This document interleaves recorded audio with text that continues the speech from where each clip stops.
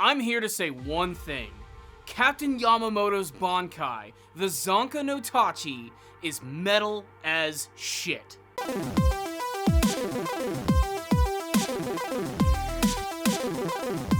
Powerful Nerdcast assemble! Stay dandy, baby.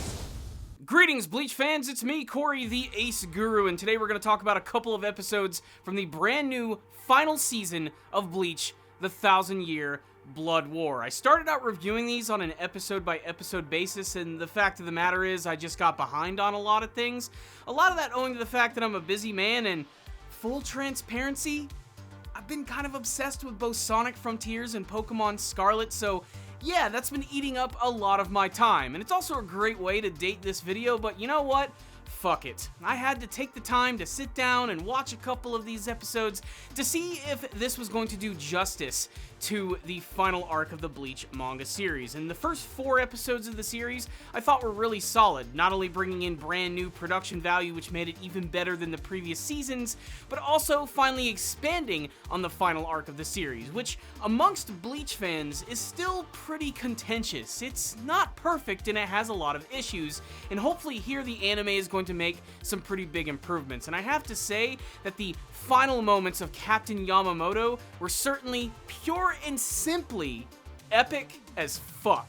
Now these episodes, in my opinion, are not perfect. They do have some issues, but I think that they are blowing the manga version out of the water. They have the benefit of being in color and having motion and voice acting, so inherently they're going to grab your eye just a little bit more, but they are taking their time to deepen the lore of the Bleach series, not to mention giving us some of the best action that we've seen from the entire franchise. And the episodes that I'm going to be talking about today are basically the middle of the Wandenreich's invasion of Soul Society, all the way up to the point when they leave and they have their big ultimate battle with Captain Yamamoto himself, who really displays why he is the leader of the Gotei 13. So, the last time I was talking about the series, the Wandenreich had just invaded and they're just kicking everyone's ass. This pretty much picks up immediately from the episodes I'm going to be talking about, where all the various captains are having their individual battles, and they all have really great moments as they're all sort of being bolstered by the strength of Yamamoto, who is not a character to simply give in, and he's a character with a handicap. We have to remember that he lost his arm in that big battle with Aizen, and rather than getting it back, he's just going in with one hand and just absolutely wrecking everyone, and doing it in extreme fiery style. I have to say, when he actually takes out Driscoll for the very first time, it's nothing short of amazing, just seeing his entire body get completely incinerated and turned into ash and bones. This ends up pumping up everyone in Soul Society, who realizes that they have to take from Captain Yamamoto's lesson that they simply can't give up. It's not something that they can afford to do at this moment. It's for the veritable future of Soul Society and the existence of humans and souls itself. So, it really pumps them up. I also really love that we got to see the return of Kenpachi Zaraki, who, as far as I'm concerned, is the coolest character from the entire series, and he is just awesome here, just walking right up to the leader, the Quincy leader himself. And by the way, I've had such an issue with the Quincy leader's name for years, a lot of that being that I've never heard it said out loud by anyone. I've always just assumed that he was called Ewok or something like that, not the Star Wars kind, but the way that his name was spelt, I thought that that was how it's pronounced, and a lot of people over the years have said that it's Juhabok and stuff like that, and I can confirm, at least when I'm watching this in Japanese with subtitles, I can hear Yamamoto saying Juhabaka. At least that's kind of what I'm hearing. It's kind of funny that originally I thought his name was Ewok, like the Ewoks from Star Wars, and now his name sounds suspiciously like Chewbacca. And look, I'm probably still fucking up his name. The fact of the matter is, just accept it. I'm gonna screw it up. There's no reason to light up the comment section. I'm just gonna say it wrong, okay? So this is Juhabak. That's the way that I'm actually going to say it here. And when Captain Yamamoto finally meets up with him and they have their big episode where they battle against one another, take a deep breath. It is awesome. It looks really good the entire time, and most of it is definitely owed to Yamamoto and his Bankai, which we're seeing for the very first time, the Zonka no Tachi. Now, before we've already seen him use his Zanpakuto in the past, which involved fire, here it's taken to an entirely new level, and your first thought is, well, it's just going to be more fire, right? And yes, there is a lot of that, but its signature abilities are what truly make it unique, especially when suddenly it seems like all of the water had evaporated in Soul Society, and everything just got real quiet and calm. Suddenly, all this massive, crazy, erupting fire just suddenly disappeared, and the only thing that was left was this old man with his sword preparing to murder the fuck out of someone. And this scene sent a chill down my freaking spine. It looked great. I loved the way it looked in the manga. It's 10 times cooler here, and I love the fact that basically all of this power has been condensed into his blade. It's not unlike Ichigo's Bankai, where everything is suddenly condensed, and literally his sword just has the ability to obliterate anything that it touches. Like, literally, he taps something, it just explodes in a massive, like, just... It's awesome, okay? And history will show, in action anime, explosions are pretty fucking cool. The scene does a great job of just demonstrating how insanely powerful Yamamoto is and how incredibly pissed off that he is at the Quincy leader, pretty much just bringing his A-game to this fight to the point where Ywach himself is constantly being pushed back by all of these abilities and also seemingly being freaked out by all of them. But it gets even crazier. It's not just the fire itself, it's its other signature ability. This special ability allows Yamamoto to summon an army of undead warriors. Warriors who fell by his very own blade. And this is not only just a really awesome visual of just a bunch of red, burnt up skeletons crawling out of the grounds like a freaking zombie invasion, but the fact that they actually take the form of Ywach's former comrades is a great way to get into his head. Now, while I love this scene, and I think the ability itself is one of the coolest of the entire series, hell, when I read this in the manga for the first time, my only thought was, wow, this would look great in animated form. It's really the only major scene that I seem to take some umbrage with, and that's because it does utilize a lot of CG animation, and it doesn't look amazing. But it doesn't look bad either. It's somewhere in between, and I do find myself being a little disappointed with the way that it was handled. The overall mood, however, is definitely there. I mean, we get a lot of gnarly imagery from this scene, and in that sense, it did a great job. I just wish that I had more traditional animation attached to it. I felt that it would have looked a lot better. But again, the good thing about skeletons is they can't emote much. I mean, they are skeletons overall, so the CG does work better for, say, them than it would like a regular character. Still, it's a really awesome scene, and it leads to Yamamoto seemingly defeating the Quincy leader. That is until we get our very big twist. So, apparently, he hasn't even been fighting the Quincy leader this entire time. Ywach had used some secret technique that he utilized with one another of his comrades, who goes by the name of Lloyd, who's also the twin brother of Lloyd, another member of the Wandenreich, and he was able to transform into him and fight against him. And I have to say, this dude must have been a pretty strong guy to put up with a lot of these techniques and even take down Kenpachi, because this entire time, this is all an excuse for the real Ywach to slowly sneak into Soul Society and to also have a secret conversation with none other than Aizen himself, who is still locked into the deepest depths of Soul Society. He's pinned to this wall, Evangelion style.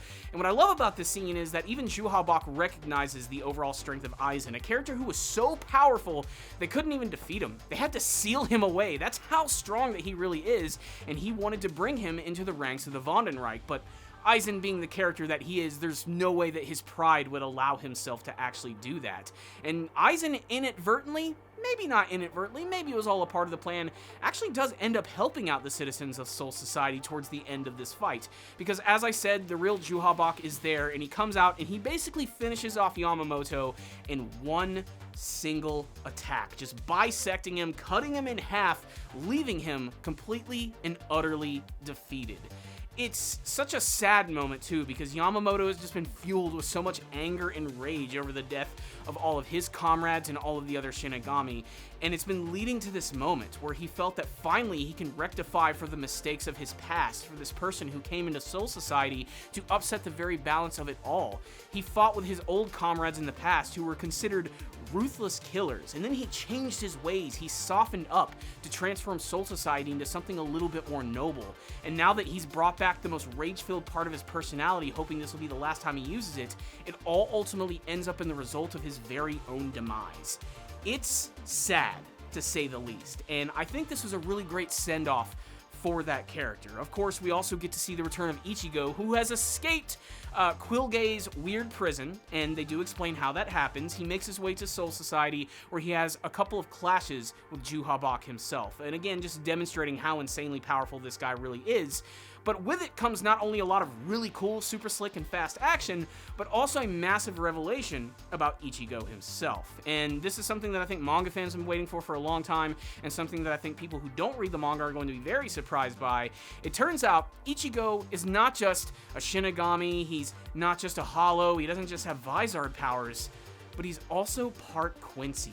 This is confirmed when Ywach tries to attack him with his sword multiple times, and we get to see that he has that signature Quincy ability known as the Blood Vein, which essentially allows him to deflect all of these attacks. It also explains why he was able to escape from Quilgay's prison, because he has those Quincy powers. The Reiatsu, the spiritual pressure, whatever you want to call it, he was able to utilize that to absorb his powers and allow him to leave. That ability, the jail, cannot contain Quincy, hence why it could not contain Ichigo. And despite the fact that Ichigo is incredibly powerful and has all of these crazy powers and even has those Quincy abilities, he simply just cannot stand up to the power of Ywach, and it seems like it was only a matter of time before these characters were going to meet. In fact, Ywach himself even mentions that he had plans for Ichigo, but those plans have changed, and he's going to have to take him out. But before that can happen, suddenly, it seems that the Quincy, the Wandenreich, are forced to leave. Apparently, they only have a small amount of time in which they can actually be here, and they thought they would have more time, but guess what? Aizen fucked up those plans for Ywach,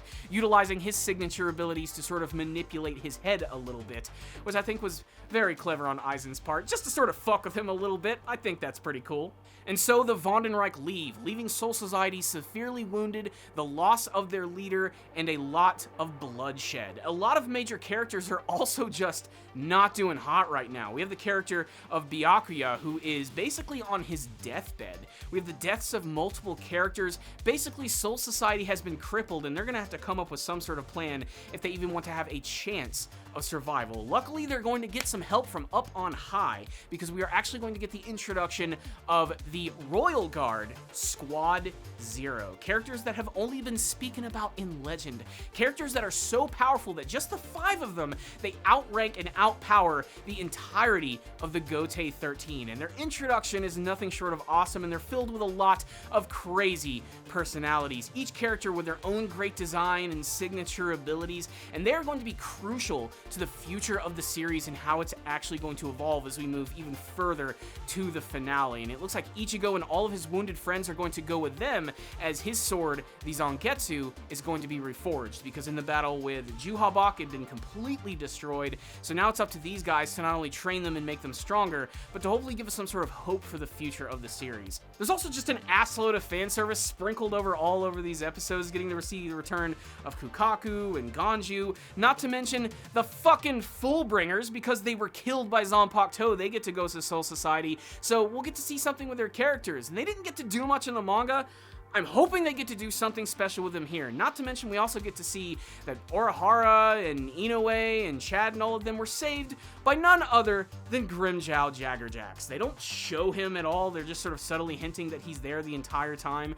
But it's really cool to see the return of the character. It's great to see these former enemies now going to be turned allies. It's going to make a really big change for the finale of the series, as Ichigo and his friends have to pick up the pieces and try yet again. And again, like a lot of other modern anime series, make sure to stay through the very end of the episodes. There are some post-credit scenes, and there's a major character who is introduced at the end of the latest episode, and it's none other than the actual Soul King himself, the very thread that holds all of these dimensions together, and a very central and key figure to the future of the final arc of Bleach. So, woo! That is it.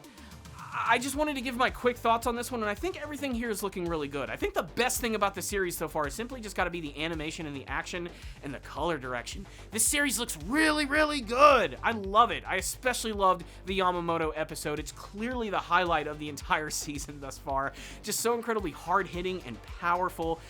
I loved every second of that episode. Again, the skeletons were a little for me, but still I really enjoyed it. I also loved seeing all of the captains fight against the Wandenreich and seeing them lose.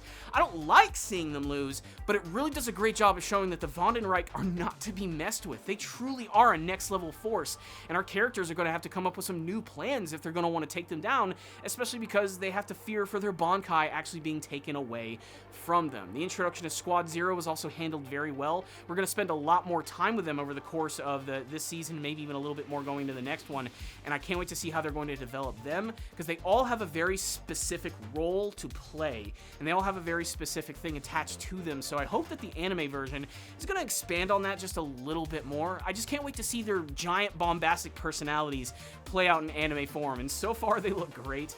Every single one of them is just so unique and interesting. I just want to see more. It's really simple as that. I'm sorry that this is like a mega rushed video and review. It's barely a review. It's basically me just recapping, but I will say that so far it's doing a great job in giving me exactly what I wanted to see from the final season, which is expanding on certain lore details and giving me good animation and art direction. That's what this is all about. I'm loving it. And all the stuff with Yamamoto was just... God, it was just so freaking epic. So, there it is. Those are my thoughts on those episodes. I'm going to do my best. I'm going to try. I'm not going to make promises, but I'm going to try and do each of the individual episodes as they come out towards the end of this season and beyond. So, please make sure to stay tuned for that. But I really want to hear from you guys. What did you think of this big Wandenreich invasion, the battle between Yamamoto and fake Juhabok, Ichigo's big reveal about him being a Quincy? What do you hope to see from the future of the series? Thoughts, what you liked, what you didn't like, comment section. Thank you guys so much for watching this video. I'll see you all next time. And as always, stay down there, baby.